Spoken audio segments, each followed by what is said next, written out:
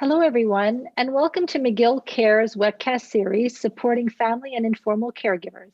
I'm Claire Webster, a former caregiver, certified dementia care consultant, and founder of McGill University's Dementia Education Program. I work with a dynamic team of leading healthcare professionals to oversee this program, who include Dr. José Moret from the Division of Geriatric Medicine, Dr. Serge Gauthier, McGill University Research Center for Studies in Aging, and Dr. Gerald Fried, McGill Steinberg Center for Simulation and Interactive Learning. These webcasts are made possible thanks to the generosity of donors. Today's topic is the importance of sleep to cognitive health. My guest is Dr. Thien Dang-Vu, professor in the Department of Health, Kinesiology, that's a tough word to say, and Applied Physiology at Concordia University. He's a neurologist with expertise in sleep medicine. He's also an attending neurologist and the associate director for clinical research at the Institut Universitaire de Gériatrie de Montréal. He's an adjunct professor of neurology and neurosurgery at McGill University and vice president of research of the Canadian Sleep Society, as well as a clinical assistant professor of neuroscience at the Université de Montréal. His expertise includes human sleep physiology, sleep disorders, and the use of neuroimaging in sleep research. Dr. Thien Dang-Vu, welcome to McGill Cares. Hello, Claire. Nice to join you for this very interesting series of talks and presentations.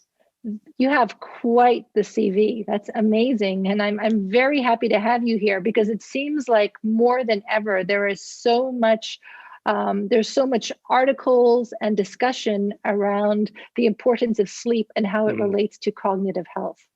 Absolutely. There's a lot of attention. There's a lot of so exciting research findings in that area. So I think it's important to also have time to explain to the public what we know about this important topic. Okay. Well, I very much look forward to your presentation. Hello, everyone. So I'm going to discuss with you today about the importance of sleep to cognitive health and brain health. So to study sleep, I just want to show you how we study sleep in the research world. And so actually, this is the same setup that a lot of clinical labs have. So to study sleep, we have a sleep lab. So in the sleep lab, we do have people who come and sleep in a bedroom, and they are recorded with different devices, but particularly with some what is called a polysomnography, which is basically a series of sensors that will measure your brain electrical activity, your muscle activity, your eye movements, and everything will be filmed so that we can then analyze the patterns of your activity during sleep and also how you behave if you have any abnormal movements during sleep, for example. So that's what a typical sleep lab looks like on the right panels. That's actually our sleep lab at the Performance Center at Concordia University.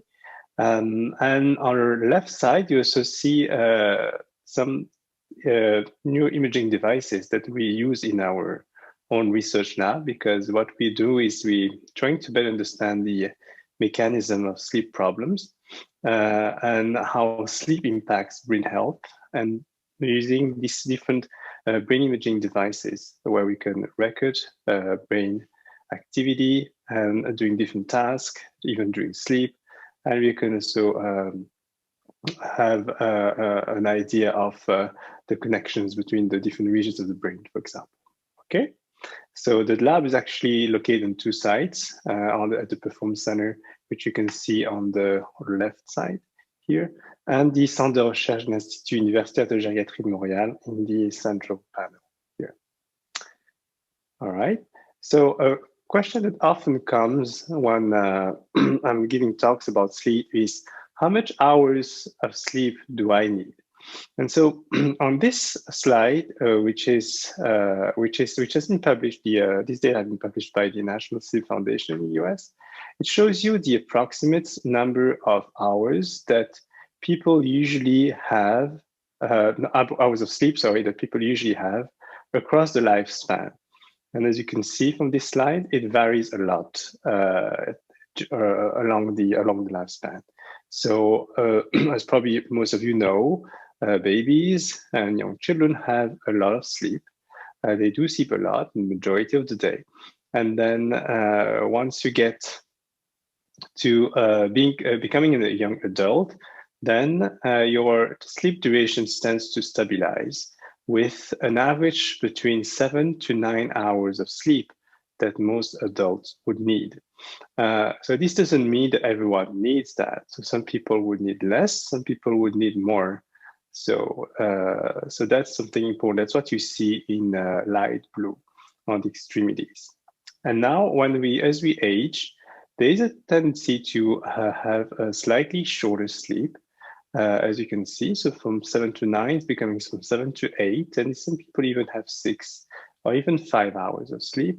So this doesn't mean that your sleep is becoming a disturbance or a disorder. It just means that as we age, our what we call sleep architecture, so how our sleep is composed, changes with a little bit less of deep sleep, a little more of lighter sleep, and more awakenings through the night. So it's normal as we age to wake up more often during the night.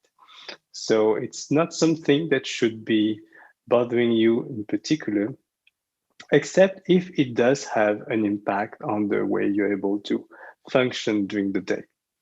So if you see that your sleep is becoming more fragmented, you sleep a bit less, but you're able to do whatever you want to do, what you need to do. So seeing your friends, doing your groceries, reading, preparing food, doing exercise, then it's fine. It just means that it's a natural evolution of your sleep.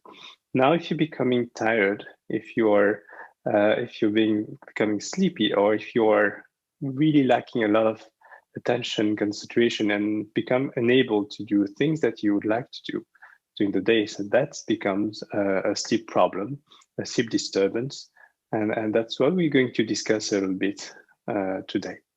So the important message I also want to convey is that not everyone needs the same amount of sleep, even within the same age group. So sleep duration shouldn't be too much of like an obsession for you. People have to realize that everyone has a different need for sleep, because that also depends on the type of sleep that you have. You can have 6 hours of sleep, but having a very good deep sleep, and you can have 9 hours of sleep and a lot of lighter sleep. So sleep duration is only one metric, which should not be considered the absolute metric of how well you sleep. All right. So this is about this question: how much sleep I need? And the short answer is you need the amount of sleep that makes you feel rested during the day. Okay, and usually that amount of sleep should be between 7 and 8 hours, but for some people it could be 6 hours, for some people it could be 9 hours. All right. Okay, so next. So why is sleep important, and why should I care about my sleep quality? It's because when you don't sleep well, when you lack sleep, when you have what is called insomnia, which is some difficulties falling asleep, difficulties staying asleep, or waking up too early in the morning with some impact on your ability to concentrate and perform your activities during the day. Well, when you have this, what is called an insomnia disorder, you have a lot of different health issues that are often associated with that problem. For example, people with insomnia disorder often have a tendency to be more anxious, to have more depression. So mental health is really strongly and tightly associated with insomnia. And the association goes both ways. So people with insomnia tends to be more anxious and depressed, and people who are depressed and anxious tend to have more often sleep disturbance and difficulties falling or staying asleep. So that's one impact. Some people might be less aware of this, but when you lack sleep, when you have sleep disturbances, your risk of having cardiovascular diseases has been shown to be increased. So there's a higher risk for having heart problems, heart diseases, blood hypertension, stroke, and other cardiovascular problems. And that's because sleep is, and actually a short amount of sleep can really put your system at stress and increase the risk of having a series of vascular problems. It's been also known, demonstrated that insufficient amount of sleep can, or poor sleep can increase the risk of diabetes and decrease what's called glucose tolerance, which is the ability of your metabolism to process sugar, and this will obviously lead to increased risk of diabetes. Okay,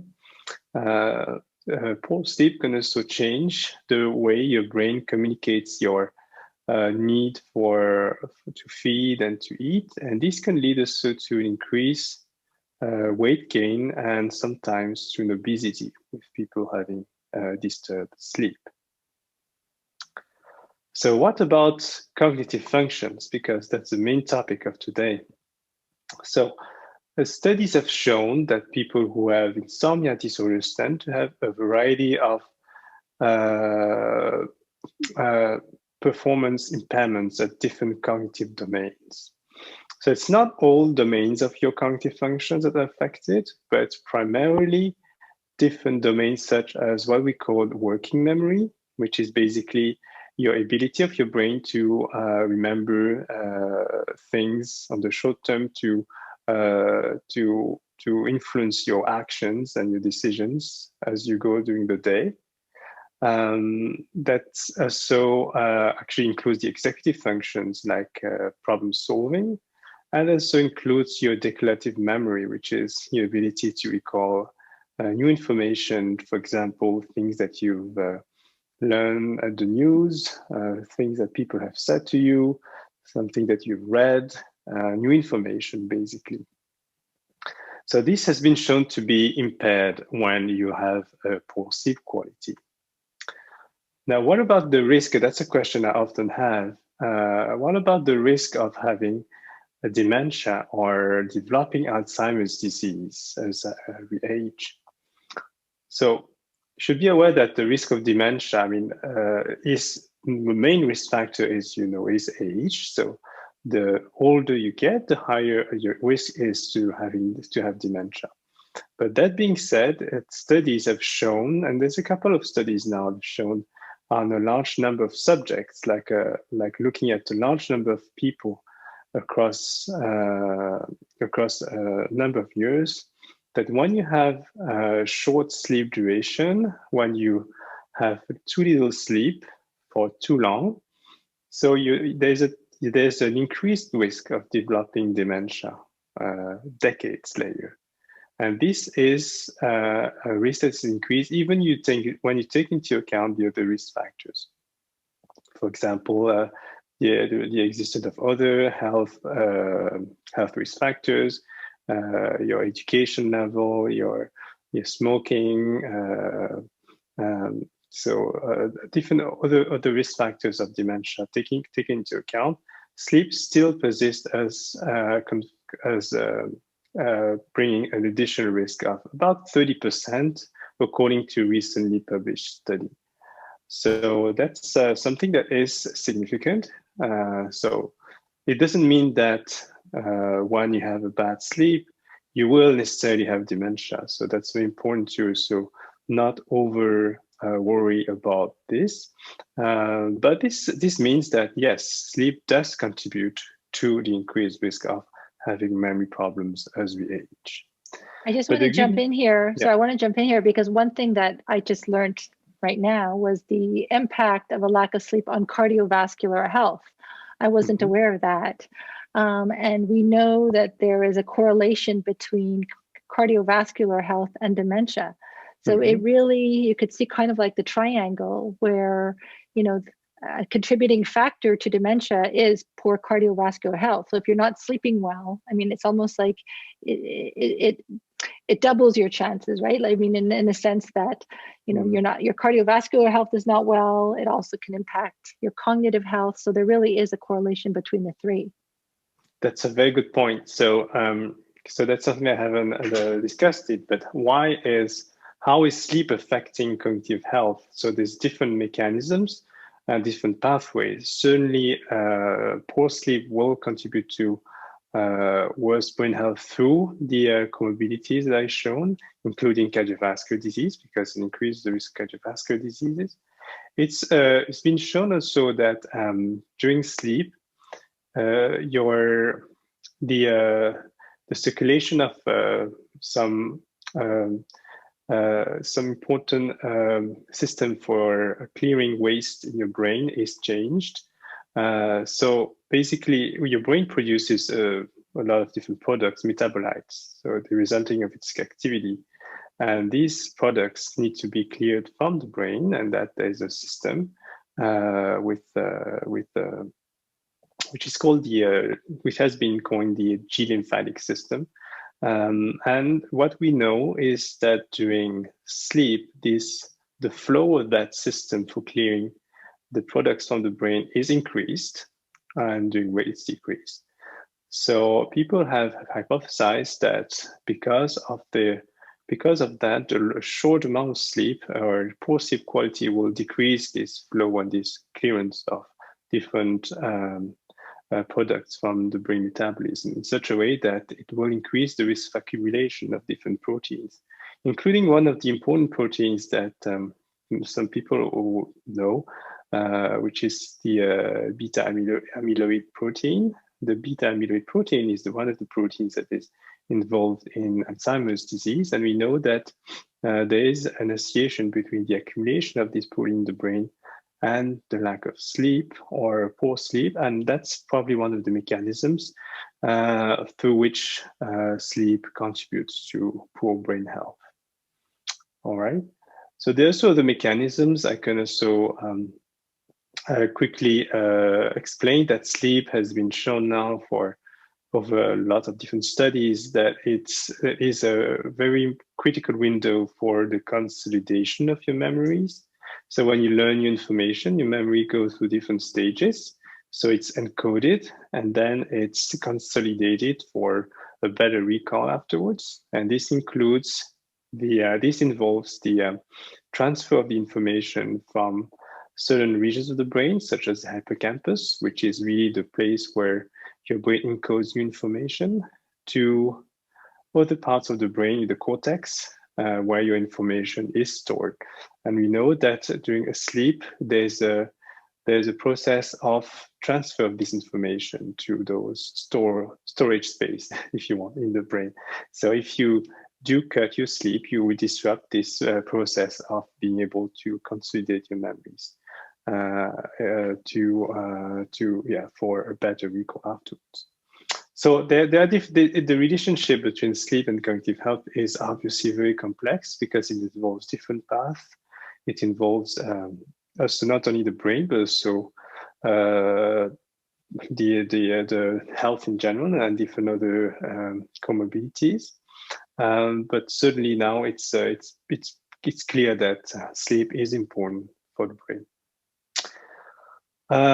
So another interesting fact is that because of all the consequences of what poor sleep involves, this is actually leading to quite a lot of different socioeconomic impact. So there's been one study in Quebec that has estimated the cost of insomnia to $6.6 billion per year for Quebecers. And that's due to the direct and indirect cost of insomnia, and particularly, as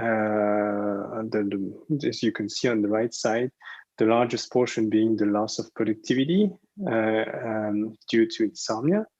Other costs include the absence from work, cost of healthcare, and so on. So that's not trivial problems for the individual and for the society. So So questions I often have is, what can I do? So the good news is that there are some solutions to help you find a better sleep, okay?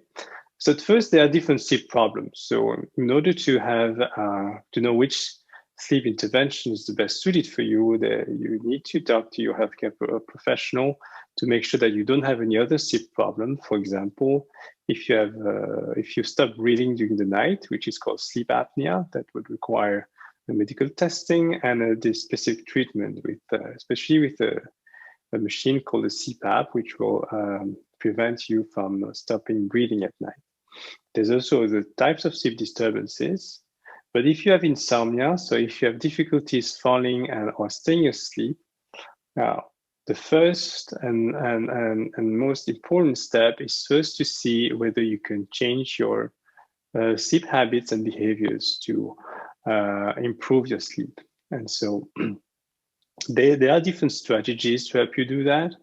And those strategies have been developed and gathered into what is called cognitive behavioral therapy for insomnia, which is basically, it sounds complicated, but it's basically a series of strategies put together to help you decrease the behaviors, the habits, and the factors that might make your insomnia perpetuate, like persist over time.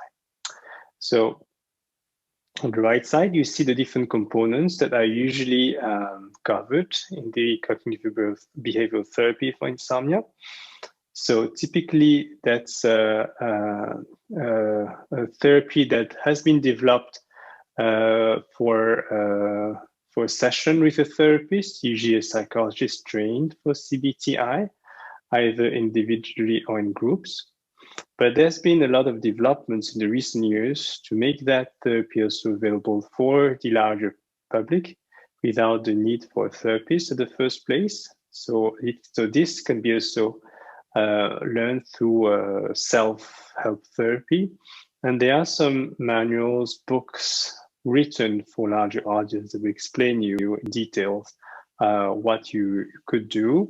There's also now some online platforms and programs that have been developed to model the CBTI approach and that everyone can also access. So I'm just going to give you a short summary of what it usually consists of.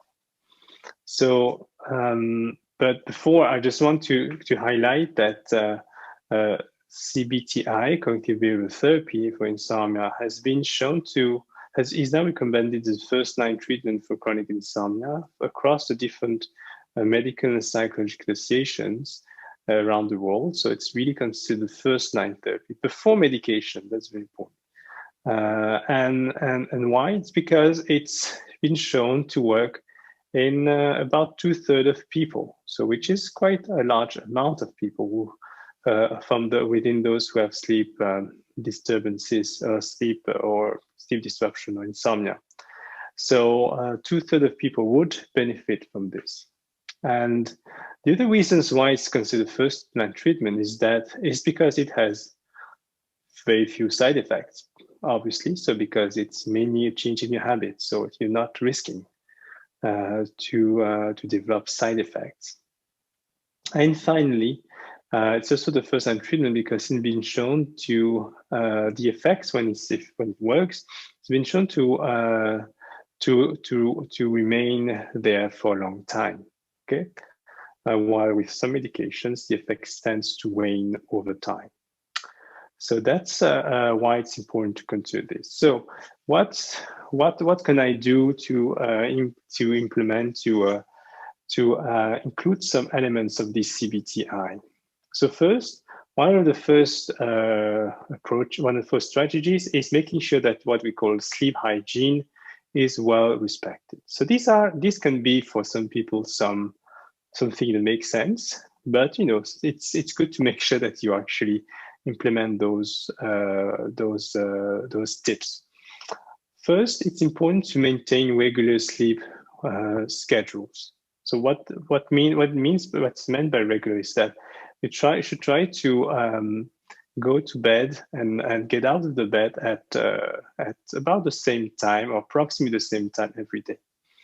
Why is this important? It's important because as we age, in particular, our sleep-wake cycles and the system that will synchronize our sleep-wake cycles according to the night-day cycle is less efficient. That's part of normal aging. So you're more likely, your sleep is more likely to drift if you don't respect regular schedules, because your brain, your clock in the brain, you have a sort of a biological clock in the brain, is less efficient. So it's important to help this biological clock in your brain to work by keeping your sleep schedules as regular as possible. It doesn't have to be regular at the minute, obviously, but it just means that you should try to avoid having some different bedtimes. By, let's say, one day you'd sleep at 9 p.m., the other day you'd go to bed at midnight, and avoiding these large differences in bedtimes is important. Another thing that's important is that you should avoid drinking caffeinated beverages, particularly in the afternoon, and most importantly in the evening. So this might make sense that, for example, a lot of people think that tea does not contain caffeine, but it does. So I love tea. I would drink tea in the morning. That's no problem. But if you want to drink hot beverages in the evening, you should favor, for example, herbal tea, which does not contain caffeine. But tea, green tea, black tea, they contains caffeine. Of course, coffee does. And you should also be careful about taking decaf, because decaf means that it contains less caffeine. It doesn't mean that it contains no caffeine. Okay, so if you're someone who doesn't have sleep problems, so it's less of a problem, but if you start having sleep difficulties falling asleep or staying asleep, that's something you should be careful about. So physical activity is a very important drive for your need for sleep, for your sleep pressure. So if you would stay during the whole day, basically watching TV or lying on the couch, first, it's not very good for your health in general. Equally for your brain health. We know that physical activity is also an important way to decrease your risk of dementia. But we also know that physical activity is important to help you sleep at night, because it will make you build your need to sleep later during the night. So it's important to at least exercise or just walk or stay active for minimum 30 minutes per day, ideally an hour, and preferably in during the day, in the afternoon, or not later than early evening if possible. So in the same way, encouraging social activity is important, just to make not only your body, but also your brain engaged, and keeping yourself busy outside of passive activity. So it's important to still continue seeing when possible, because now it's not easy, but this could be even through virtual platforms or outside, keeping distances. You're able to still do a bit of social activities. So meals, so that's a question I often have. What should I eat or what should I not eat before going to bed? So there's no like very clear studies about what type of exact food I should eat or not eat. Like, should I eat more proteins, more carbs, more vegetables? So that's just difficult to say, but on the advice in general is to have a balanced meal, which is basically first respecting your meal schedule across the day. So the same way that having a regular sleep schedule is important, having a regular meal schedule is also important, just to help your brain, your biological clock, as I said, synchronize. Okay, so because this also help your clock say, well, if you eat at the usual times, so morning, noon, and evening, This will help your brain understand this contrast between day and night. So I think more important than what's the composition of the meal itself, it's the schedule of the meal that's important for sleep.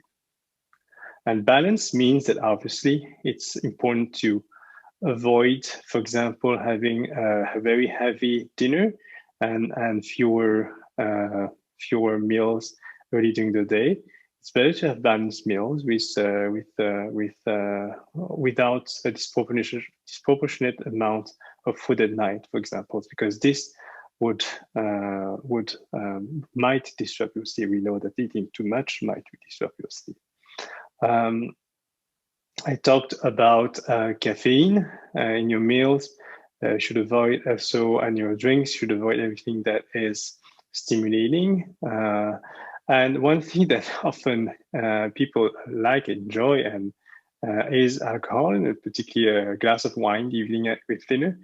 So I don't mean to say that you should avoid wine at all costs in the evening, but we should be aware that alcohol, even though it was sometimes used as a help for sleep, it's actually a very bad sleeping pill or tip.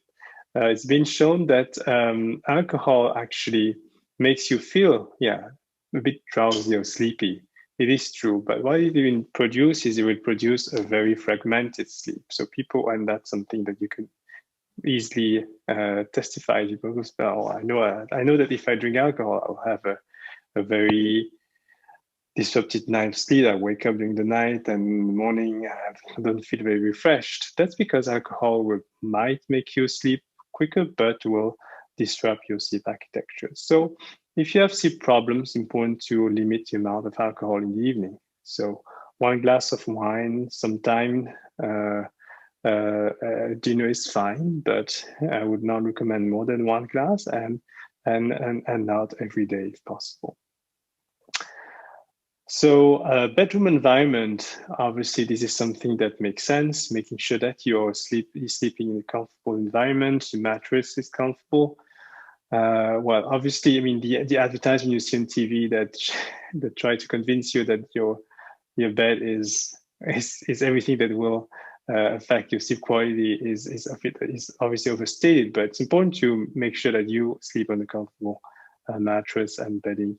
And that you so sleep in an environment that is quiet, dark enough, so with blinds or curtains that will prevent light from coming in, well ventilated, and not too warm, not too cold, but especially not too warm, to make sure that you're in the best environment.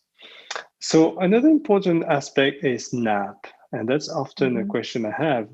Should I nap? Is nap a good thing? So nap can be a good thing and can be a bad thing. So naps have been shown to benefit memory. Short nap have been shown to improve your brain function after the nap. But the problem with nap is that we know that long naps, especially naps of an hour, 2 hours, and later in the day, can decrease your ability to fall asleep because it will decrease the sleep pressure. Your ability to fall asleep is really dependent on 2 things. First, what I was calling to you, or what I was mentioning to you earlier, your biological clock. But secondly, it's your sleep pressure. And your sleep pressure is basically dependent on how active and how awake you stay during the day. The longer time you stay awake, then the more you'll be pressured to sleep.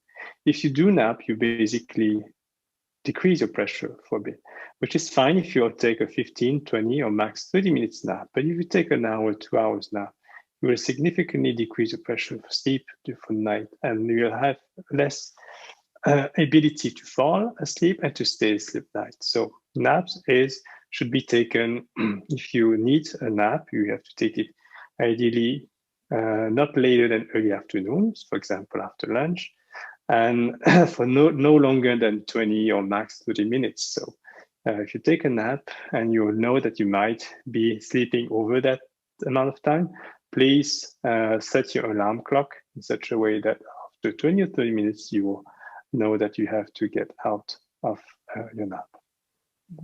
And finally, and that's particularly important as we age, is to make sure that you receive enough light during the day, particularly in the early hours of the morning, and that you keep your environment dark at night. So this has two implications. First, when you wake up, if you live in a place where you don't have received a lot of light because you don't have a lot of windows, or just because it's been dark and rainy and just very cloudy for a long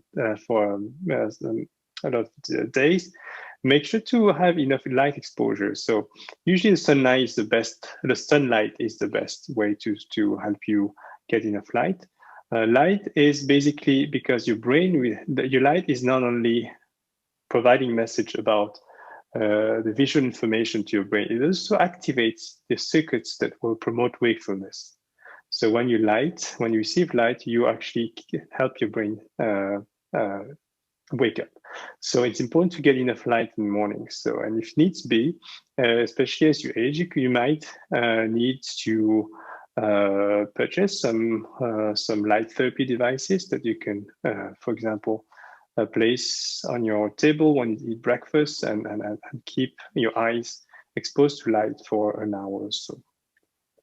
It's important also to keep darkness at night. And this is some implications, practical implications in our daily life, where we are often exposed to screens, especially now, like computer screens and TV screens and smartphone screens and so on. So you have to understand that light from those screens do also include some information that will tend to activate your brain. So it's great during the day, but at night this can have the potential to delay your sleep because it will activate your brain too much. So try to decrease the amount of exposure to smartphones and screens, and especially right before going to bed.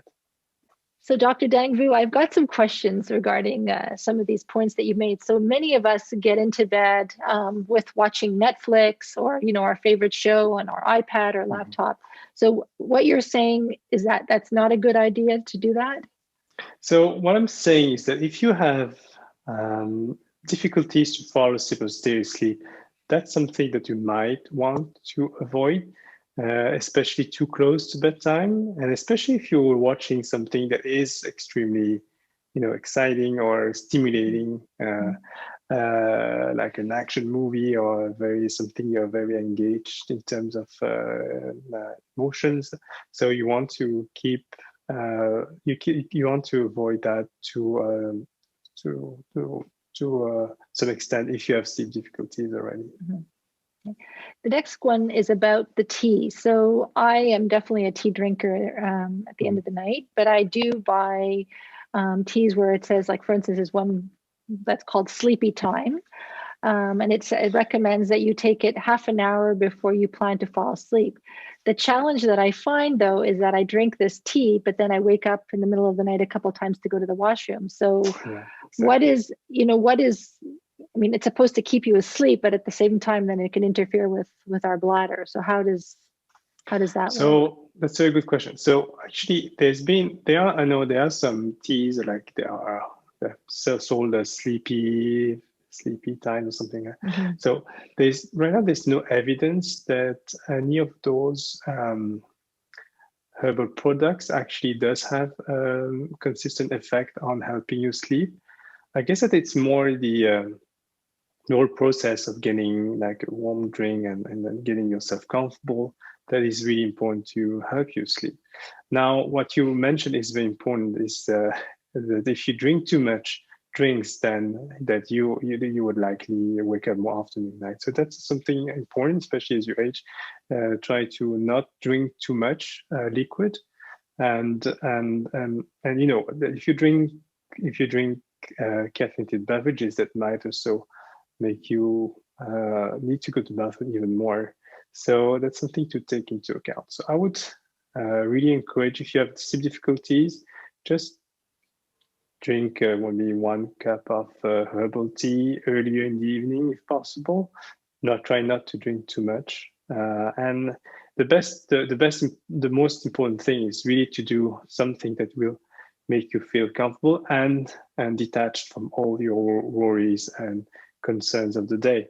It's important, for example, if you have sleep difficulties, not to look at your agenda, think about what you need to do the next day after some time. So it's important to be able to disconnect and reserve these couple of hours before bedtime to just make things that you think are pleasant, that you find yourself pleasant, which could be, could be reading a book or even watching TV if it's not too late and if it's not too exciting either. So I have time for one last question, which is an important one, which is the role of medication. So pharmaceutical and non-pharmaceutical supplements. Mm-hmm. Can you talk about that? Yeah, so that's a very important question. So what we know is that first medications, as I said, should not be the first line treatment, but should only be given after you consult with your physician, and ideally for a limited amount of time to help you get back to your better sleep for a couple of weeks or sometimes a couple of months, but this should be really regularly reassessed by a doctor. Not all medications are actually approved, not approved, but I would say indicated or recommended for sleep. Among them, all the over-the-counter medications are actually not recommended for sleep. They're sold as helping sleep, but that's because all those products have been developed to actually not for sleep. They've been developed for other indications, and one of the side effects is that they make you feel drowsy. That's why they're sold as helping you sleep. But that's not. These medications have not been shown to provide consistent beneficial effect on your sleep. So these should be avoided, the over-the-counter medications.